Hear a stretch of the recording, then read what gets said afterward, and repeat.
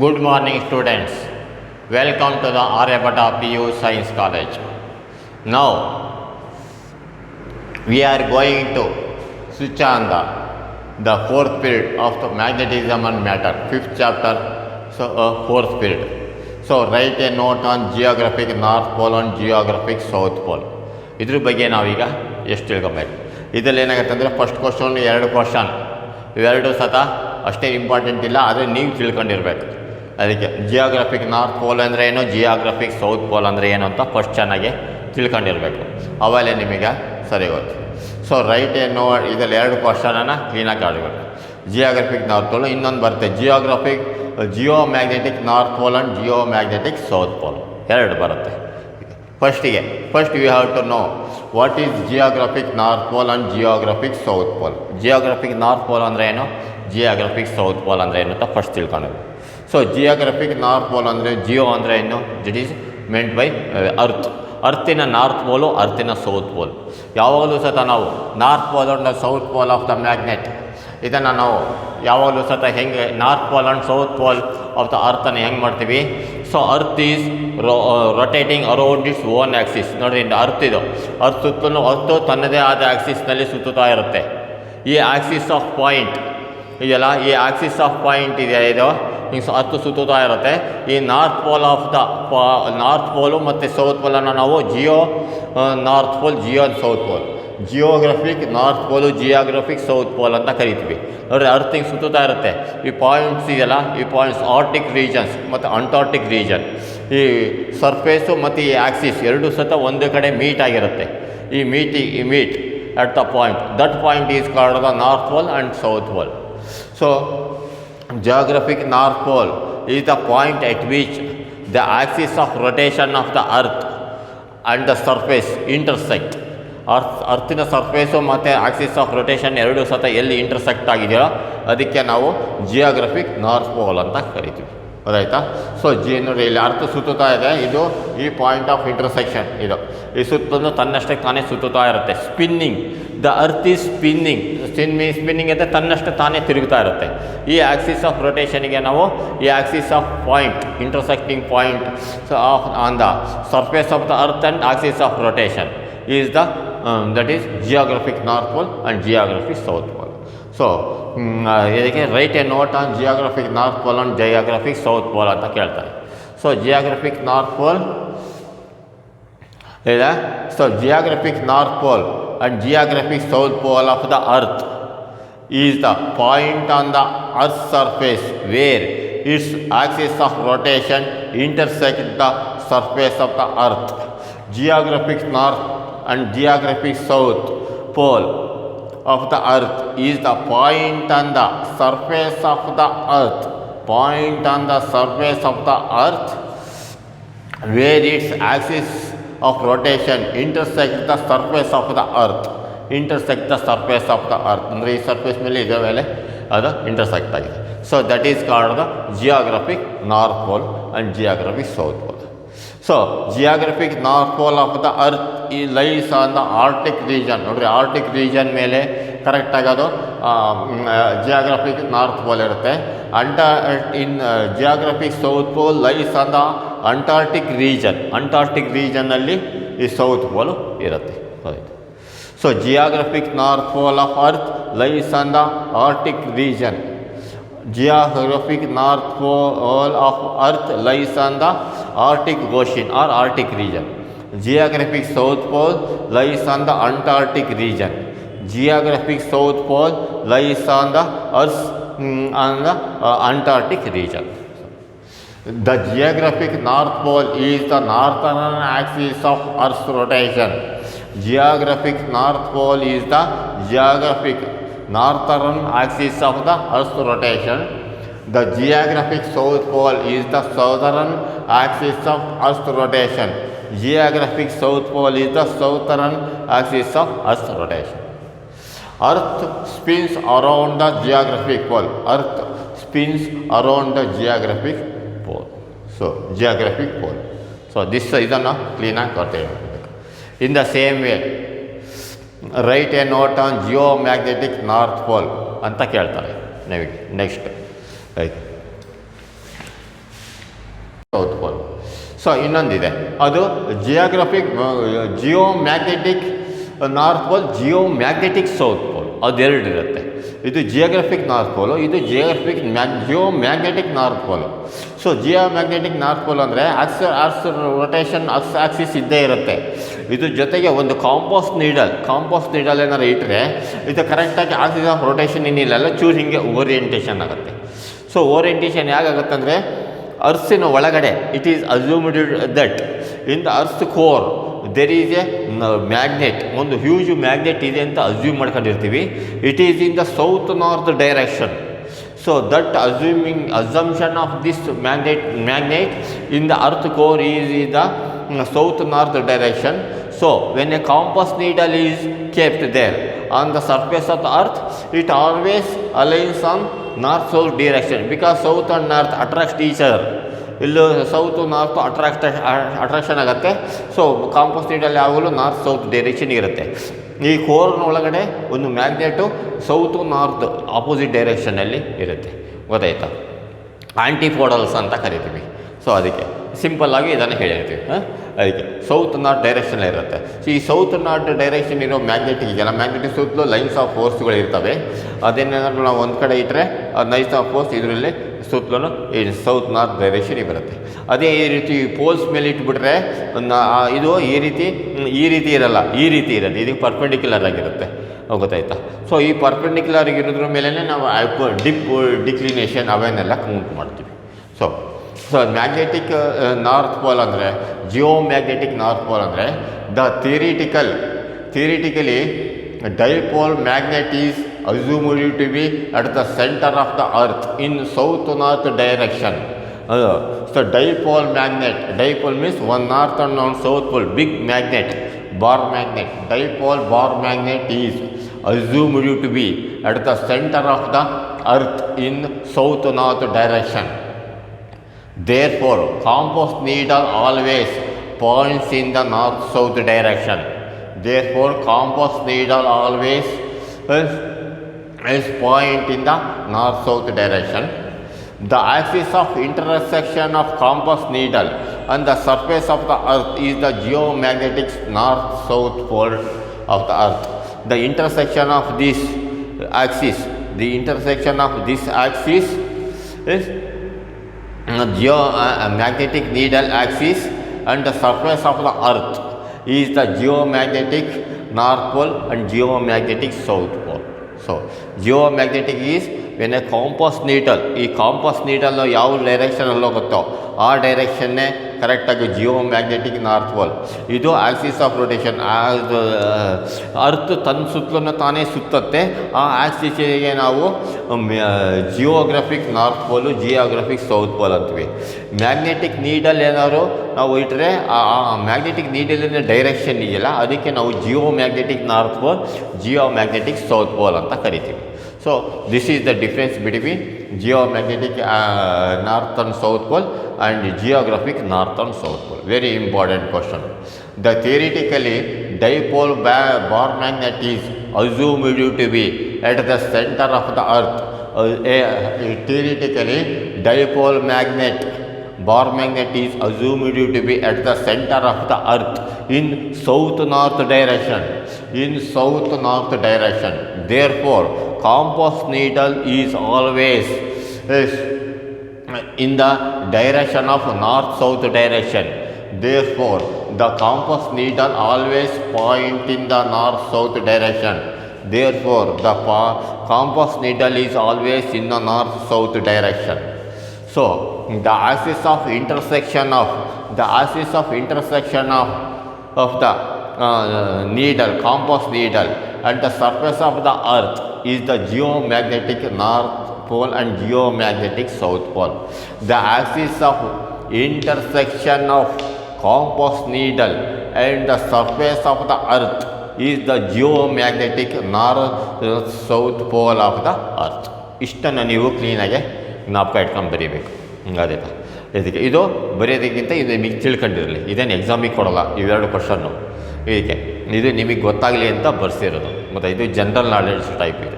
ಅದಕ್ಕೆ important points ಥರ ಬರ್ಸಿದೆ, ಆದರೂ ಕ್ವಶನ್ ಥರ ಬರ್ಸಿದೆ.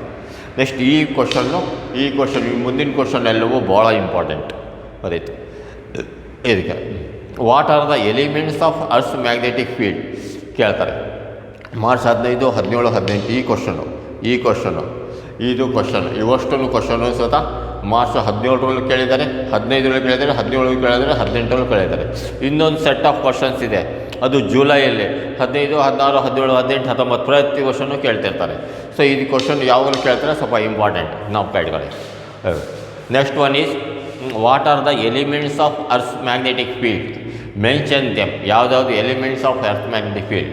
ಫಸ್ಟ್ ಇದು magnetic declination, magnetic declination and magnetic inclination theta at the place and horizontal component of earth's magnetic field BH. ಗೊತ್ತಾಯ್ತಾ? What is magnetic inclination, ಇದು ಡಿಕ್ಲಿನೇಷನ್, ಇದು theta, ಇದು ಹಾಂ ತೀಟಾ, ಅದು ಕನ್ಫ್ಯೂಸ್ ಆಗಕ್ಕೆ ಬರ್ತದೆ. So what is magnetic declination? Magnetic declination ಅಂದರೆ delta ಅಂತ ಕರಿತೀವಿ. So what is magnetic declination and what is magnetic inclination? Horizontal component of earth magnetic field BH ಅದನ್ನಂತ ಕೇಳ್ತಾರೆ. ಸೊ ಇದರಲ್ಲಿ ಏನಾಗುತ್ತೆ ಅಂದರೆ what are the elements of earth magnetic field? Important question. The elements of the earth magnetic field are magnetic declination delta at that place, magnetic inclination theta or magnetic dip at that place, horizontal component of earth's magnetic field BH at that place. ಈ question ಈ ಮೂರು elements of magnetic field. ಯಾಕಂದರೆ ಒಂದು magnetic ಫೀಲ್ಡನ್ನು ಅಳಿಬೇಕಾದ್ರೆ ನಾವು BH ಅದ್ರದ್ದು ಬಗ್ಗೆ ಎಲ್ಲ ಬರುತ್ತೆ. ಮುಂದಿನ ಇದರಲ್ಲೆಲ್ಲ ತುಂಬ ಈ ಕ್ವಶನ್ಗಳು important. So what is magnetic declination? Magnetic declination ಅಂದರೆ ಏನು? ಸೊ ಇದು the angle between the magnetic meridian and the geomagnetic meridian is called magnetic declination. So angle between the, ಇದು ಭಾಳ ಇಂಪಾರ್ಟೆಂಟ್ ಕ್ವಶನ್ ಇದು. ಅದಕ್ಕೆ ಅಂಡರ್ಲೈನ್ ಮಾಡಿರ್ತೀವಿ, ಇದು ಎಕ್ಸಾಮಿಗೆ ಕೇಳ್ತಾರೆ. ಇದು ಅಷ್ಟೇ, ಇದು ರಿಲೇಷನ್ ಬಿಟ್ವೀನ್, ಇದು ಅಷ್ಟೇ, ಇದು ಭಾಳ ಕೇಳಿದ್ದಾರೆ, ಇದು ಅಷ್ಟೇ, ಇದು ಭಾಳ ಕೇಳಿದ್ದಾರೆ ಎಕ್ಸಾಮಿಗೆ. ಈ ಮೂರು ಕ್ವಶನನ್ನು ಅಂಡರ್ಲೈನ್ ಮಾಡ್ಕೊಂಡ್ರೆ ಇದು ಗ್ಯಾರಂಟಿ ಕೊಟ್ಟಿರ್ತೀವಿ, ಮಸ್ಟ್ ಆ್ಯಂಡ್ ಶುಡ್ ಕಲೀಲೇಬೇಕಿದು ಇದಕ್ಕೆಲ್ಲ. So what is meant by declination? Angle between the magnetic meridian and the geographic meridian is called magnetic declination. Angle between ನೋಡ್ರಿ, ಇವೆರಡು ಆ್ಯಂಗಲ್ ಇದೆ. ಇದು magnetic rotation, geographic meridian geographic line, ಇದು magnetic line. ಇವೆರಡರ ಮಧ್ಯೆ angle ಇದೆಯಲ್ಲ, ಅದಕ್ಕೆ ನಾವು ಮ್ಯಾಗ್ನೆಟಿಕ್ ಡಿಕ್ಲಿನೇಷನ್ ಅಥವಾ ಡಿಪ್ ಅಂತ ಕರಿತೀವಿ. ಗೊತ್ತಾಯ್ತಾ? ಜಿಯೋಗ್ರಫಿಕ್ ಮೆರಿಡಿಯನ್ ಇದು ಮ್ಯಾಗ್ನೆಟಿಕ್ ಮೆರಿಡಿಯನ್, ಎರಡರ ಮಧ್ಯದಲ್ಲಿ ಆ್ಯಂಗಲ್ ಇದೆ. ಗೊತ್ತಾಯ್ತಾ? ಇದು ಆ್ಯಂಗಲ್ ತೀಟಾ. ಗೊತ್ತಾಯ್ತಾ? ಇದು ತೀಟಾ ಆ್ಯಂಗಲ್. ಇಲ್ಲೂ ಅಷ್ಟೇ, ಇವೆರಡು ಮಧ್ಯದಲ್ಲಿ ತೀಟಾ ಇದೆ, ಇದಕ್ಕೆ ಇದು ಡಿಪ್ ಅಂತ ಕರಿತೀವಿ. ಇದು ಅಷ್ಟೇ, dip at the place. The angle between the magnetic meridian and the geographic meridian is called magnetic declination. ಗೊತ್ತಾಯ್ತಾ? ಇದಕ್ಕೆ ಇನ್ನೊಂದು what is meant by magnetic inclination ಅಂತ ಕರೀತಾರೆ. The angle between the direction of the earth magnetic field and the horizontal direction of the drawn in the magnetic meridian. ನೋಡಿ, ಇದು horizontal direction, ಇದು magnetic ಮೆರಿಡಿಯನ್ನು, ಇದಕ್ಕೆ B V vertical component, ಇದು total magnetic field, ಇದು BH place. ಅವೆರಡು ಸತ theta, ಇದು angle drip. ಇದು ಗೊತ್ತಾಯ್ತಾ? ಹಾರಿಜಾಂಟಲ್ ಮ್ಯಾಗ್ನೆಟಿಕ್ ಫೀಲ್ಡ್ ಅರ್ತ್ ಇದೆ, ಅರ್ಥ ಸುತ್ತ ಹಾರಿಜಾಂಟಲ್ ಮ್ಯಾಗ್ನೆಟಿಕ್ ಫೀಲ್ಡ್ ಇದೆ. ಗೊತ್ತಾಯ್ತಾ? ಅದು ಟೋಟಲ್ ಮ್ಯಾಗ್ನೆಟಿಕ್ ಫೀಲ್ಡ್. ಇದ್ರ ಮ್ಯಾಗ್ನೆಟಿಕ್ ಫೀಲ್ಡ್ ಇವೆರಡು ಮಧ್ಯದಲ್ಲಿ ಬರೋದಕ್ಕೆ ನಾವು ಡಿಪ್ ಅಂತ ಕರಿತೀವಿ. ಗೊತ್ತಾಯ್ತಾ? ಇದಕ್ಕೆಲ್ಲ dip at the place. Angle between the direction of Earth's magnetic field and the horizontal direction drawn in the magnetic meridian, it is called magnetic dip. ಇವಿಷ್ಟೇ ಕ್ವಶನ್ ಇರೋದು, ನಿಮಗೆ ಇನ್ನೂ ಹೆಚ್ಚಿಗೆ ಎಕ್ಸ್ಪ್ಲನೇಷನ್ ಇಲ್ಲ ಈ ಸರಿ ನಿಮಗೆ. Right the relation between horizontal component of earth magnetic field, vertical component of earth field V ಅಂದರೆ ವರ್ಟಿಕಲ್ಲು, H ಅಂದರೆ horizontal component, and inclination delta. Inclination ಅಂದರೆ ತೀಟಾ, ಇದು ತೀಟಾ ಅಂತ ಈ ಮೂರಿಗೂ ಡಿಫ್ರೆನ್ಸ್ ಅಂದರೆ ಹೇಳ್ತಾರೆ. ಸೊ ಇದನ್ನು ಈ ರೀತಿ ಬರಬೇಕು. ಥೀಟಾ ಇದು ಬಿ ಟೋಟಲ್ ಮ್ಯಾಗ್ನೆಟಿಕ್ ಫೀಲ್ಡು, ಇದು ವರ್ಟಿಕಲ್ ಕಾಂಪೊನೆಂಟ್, ಇದು ಹಾರಿಜಾಂಟಲ್ ಕಾಂಪೊನೆಂಟ್. ಸೊ ಇದೇನಾಗುತ್ತೆ ಅಂದರೆ B is equal to total field of earth, B H is equal to horizontal component of earth field, B V is equal to vertical component of earth field, theta is equal to dip or angle of inclination. So BV is equal to B sin theta formula ಇದೆ. BH is equal to B sin theta ಒಂದಕ್ಕೊಂದು divide ಮಾಡಿರಿ. BV by BH is equal to BV cancel ಆಗುತ್ತೆ, sin theta by cos theta ಅಂದರೆ tan theta. Therefore tan theta is equal to BV by BH. ಇಷ್ಟು explanation ಇದು. ಇದು ಎಕ್ಸಾಮಿಗೆ ಈ ಮೂರು ಕ್ವಶನ್ಗಳು ಭಾಳ ಕೇಳ್ತಾರೆ ಸಾಮಾನ್ಯ. ಸೊ ಅದನ್ನು ನೀವು ಅದನ್ನು ಕ್ಲೀನಾಗಿ ಬರೆದಿಟ್ಕೊ ಇದಕ್ಕೆ you have to write all these in the notes ಅಲ್ಲೂ ಸೇರ್ಬೇಕಾದ್ರೆ ನೆಕ್ಸ್ಟ್ ಮೆಮೊರೈಸಿಂಗ್ ಪಾರ್ಟ್ ಇರುತ್ತೆ, ಅದನ್ನು ಮತ್ತೊಂದು ಸರಿ ಎಕ್ಸ್ಪ್ಲೇನ್ ಮಾಡಿದೆ ಆಯಿತಾ. ಓಕೆ, ನೆಕ್ಸ್ಟ್ ಇದು memorising part.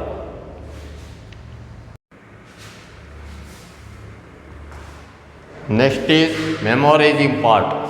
Each answer I will say in 3 times. By seeing one time, without seeing another time, you have to write it in the notes. So write a note on geographic North Pole and geographic South Pole of the Earth. Geographic North Pole and geographic South Pole of the Earth is the point on the Earth's surface where its axis of rotation intersect the surface of the Earth. The geographic North Pole and geographic South Pole of the Earth is the points on the Earth's surface where its axis of rotation intersect the surface of the Earth. Geographic North Pole and geographic South Pole of the Earth is the points on the Earth's surface where its axis of rotation intersect the surface of the Earth. Geographic North Pole of Earth lies on the Arctic Ocean. Geographic North Pole lies on the Arctic Ocean. Geographic North Pole of Earth lies on the Arctic Ocean. Geographic South Pole of Earth lies in the Antarctic Ocean. Geographic South Pole of Earth lies in the Antarctic Ocean region. Geographic South Pole of Earth lies in the Antarctic region. Geographic North Pole is the northern axis of Earth's rotation. Geographic North Pole is the northern axis of Earth's rotation. Geographic South Pole is the southern axis of Earth's rotation. Geographic South Pole is the southern axis of Earth's rotation. Earth spins around the geographic pole. Earth spins around the geographic pole. Next one. Write a note on geographic North Pole and geomagnetic North Pole and geomagnetic South Pole. The theoretically dipole bar magnet is assumed to be at the center of the Earth in the south-north direction. The theoretically dipole bar magnet is assumed to be at the center of the Earth in the south-north direction. Therefore, compass needle always point in the north-south direction. Therefore, compass needle always point in the north-south direction. The axis of intersection of compass needle and the surface of the Earth is the geomagnetic north-south pole of the Earth. The axis of intersection of compass needle and the surface of the Earth is the geomagnetic north-south pole of the Earth. Next, what are the elements of Earth's magnetic field? Magnetic declination, at that place magnetic inclination or magnetic dip, at that place horizontal component of Earth's magnetic field, at that place magnetic declination, at that place magnetic inclination, at the or magnetic dip, at that place horizontal component of Earth's magnetic field, at that place. What is the magnetic declination? The angle between the magnetic meridian and the geographic meridian is called magnetic declination. The angle between the magnetic meridian and the geographic meridian. The angle between the magnetic meridian and the geographic meridian is called magnetic declination. What is meant by magnetic inclination? The angle between the direction of the Earth's magnetic field and horizontal direction drawn in magnetic meridian. The angle between the direction of magnetic field and the horizontal direction drawn in the magnetic meridian. The angle between the direction of the Earth's magnetic field and the horizontal direction of drawn in the magnetic meridian. Next, what is the relation between horizontal component of Earth's field, vertical component of Earth's field, inclination? B is equal to total field of Earth. BH is equal to horizontal component of Earth's field.